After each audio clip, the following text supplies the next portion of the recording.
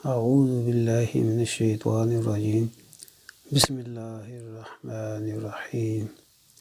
قرآن و حدیث کی روشنی میں اسلامی تاریخ۔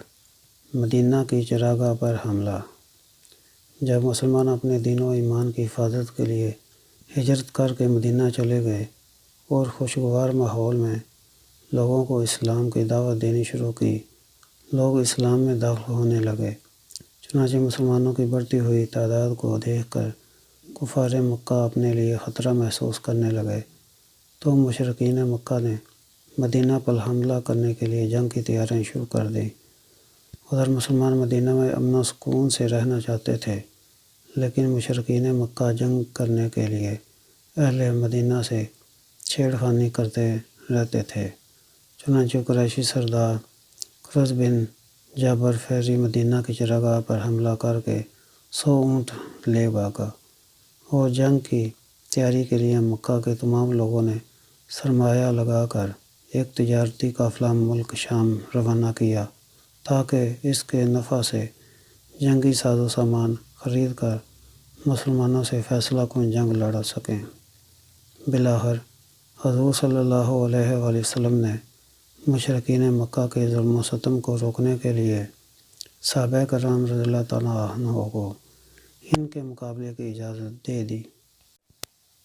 حضور صلی اللہ علیہ وآلہ وسلم کا معجزہ، کافر کا مرغوب ہو جانا۔ حضرت جابر رضی اللہ تعالیٰ عنہ فرماتے ہیں کہ ہم رسول اللہ صلی اللہ علیہ وآلہ وسلم کے ساتھ ایک غزوہ میں جا رہے تھے۔ راستے میں ایک جگہ پڑاؤ ڈالا تو لوگ ادھر ادھر 2-2 3-3 کی جماعت بنا کر درختوں کے نیچے آرام کرنے لگے۔ رسول اللہ صلی اللہ علیہ وآلہ وسلم بھی ایک درخت کے نیچے آرام فرمانے کے لیے تشریف لے گئے اور اپنی تلوار اس درخت پر لٹکا کر سو گئے۔ رسول اللہ صلی اللہ علیہ وآلہ وسلم فرماتے ہیں کہ میں سویا ہوا تھا کہ ایک آدمی آیا اور اس نے میری تلوار لے لی۔ اچانک میں بیدار ہوا تو کیا دیکھتا ہوں کہ وہ تلوار لیے میرے سر پر کھڑا ہے۔ وہ مجھ سے کہنے لگا کہ تمہیں کون بچا سکتا ہے؟ رسول اللہ صلی اللہ علیہ وآلہ وسلم نے اطمینان سے جواب دیا، اللہ۔ اس نے دوسری مرتبہ سوال کیا۔ رسول اللہ صلی اللہ علیہ وآلہ وسلم نے اطمینان سے جواب دیا، اللہ۔ تو اس پر یہ اثر ہوا کہ اس نے تلوار نیام میں واپس رکھ لی اور آپ صلی اللہ علیہ وآلہ وسلم کو کچھ نہ کر سکا۔ ایک فرض کے بارے میں، داڑھی رکھنا۔ رسول اللہ صلی اللہ علیہ وآلہ وسلم نے فرمایا، مونچھوں کو کترواؤ اور داڑھی کو بڑھاؤ۔ فائدہ، داڑھی رکھنا شریعت اسلام میں واجب اور اسلامی شعائر میں سے ہے، اس لیے تمام مسلمانوں کے لیے اس پر عمل کرنا انتہائی ضروری ہے۔ ایک سنت کے بارے میں، مغفرت کی دعا۔ اپنے پروردگار سے اس طرح مغفرت کی طلب کرنی چاہیے، رب انی ظلمت نفسی فاغفر لی۔ ترجمہ، اے میرے پروردگار، میں نے اپنے اوپر بڑا ظلم کر رکھا ہے، لہٰذا میری مغفرت فرما دیجیے۔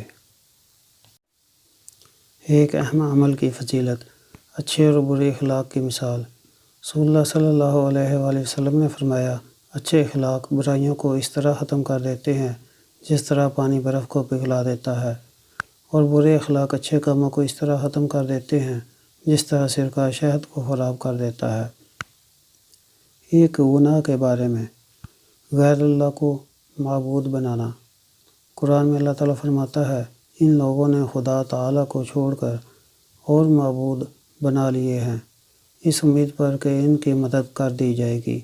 وہ ان کی کچھ مدد ہی کر ہی نہیں سکتے، بلکہ وہ ان لوگوں کے حق میں فریق مخالف بن کر حاضر کیے جائیں گے۔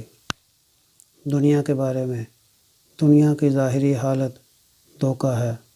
قرآن میں اللہ تعالیٰ فرماتا ہے، یہ لوگ صرف دنیاوی زندگی کی ظاہری حالت کو جانتے ہیں اور یہ آخرت سے بالکل غافل ہیں، یعنی انسان صرف دنیا کی چیزوں کو جانتے ہیں اور اسی کو حاصل کرنے کی فکر میں لگے رہتے ہیں۔